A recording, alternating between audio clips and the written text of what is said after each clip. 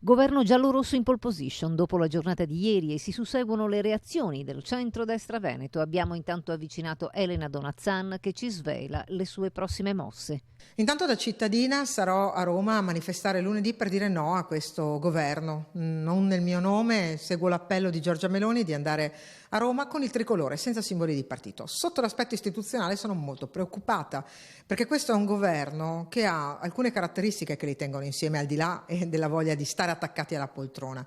La prima è che sarà un governo assistenzialista. Secondo, che sarà un governo di spesa pubblica in aumento.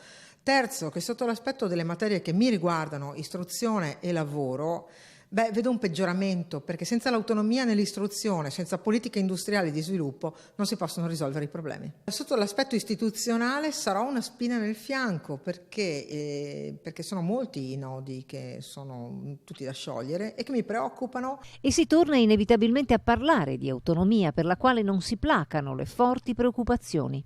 Io sono molto preoccupata perché se vorranno darci una specie di brandello di autonomia sarà un'autonomia che difficilmente potrà essere soddisfacente per il voto che i veneti hanno dato per un'adesione ad un progetto di autonomia molto spinto, in particolare sulla scuola.